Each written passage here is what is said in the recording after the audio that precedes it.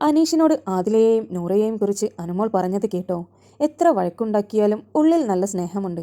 അവർക്ക് പൈസ കിട്ടി രക്ഷപ്പെടട്ടെ എന്നാണ് ഞാൻ ആഗ്രഹിക്കുന്നത്.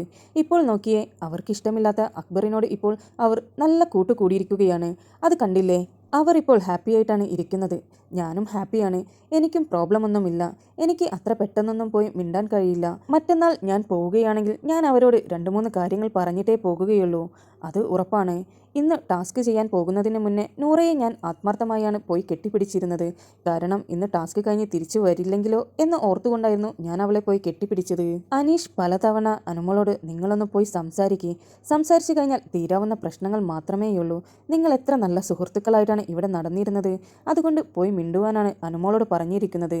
അപ്പോൾ അനുമോൾ പറഞ്ഞു, എന്തായാലും എനിക്ക് ഇപ്പോൾ അവരോട് സംസാരിക്കുവാൻ കഴിയില്ല, പിന്നീടാവാമെന്നായിരുന്നു അനീഷിനോട് പറഞ്ഞത്. ഇപ്പോൾ അനുമോളുടെ ആകെയൊരു കൂട്ട് അനീഷ് മാത്രമാണ്. അനീഷിനോടാണ് കുറച്ചെങ്കിലും അനുമോൾ മനസ്സ് തുറന്ന് സംസാരിക്കുന്നത്. അനുമോളെ അനീഷിനും വളരെയധികം ഇഷ്ടമാണ്. അത് അനീഷിന്റെ പല പ്രവൃത്തിയിൽ നിന്ന് തന്നെ നമുക്ക് മനസ്സിലാക്കാൻ പറ്റുന്ന ഒന്ന് തന്നെയാണ്. ഇന്ന് സോഷ്യൽ മീഡിയയിൽ പല ആളുകളും അവർ വിവാഹം കഴിക്കും എന്നുള്ള തരത്തിലെല്ലാം പറഞ്ഞു തുടങ്ങിയിട്ടുണ്ട്.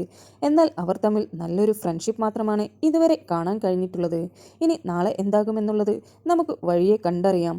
നിങ്ങൾക്ക് ബിബിയുടെ പുതിയ അപ്ഡേറ്റ്സ് അറിയുവാൻ താല്പര്യമുണ്ടെങ്കിൽ എൻ്റെ ചാനൽ സബ്സ്ക്രൈബ് ചെയ്ത് സപ്പോർട്ട് ചെയ്യുക.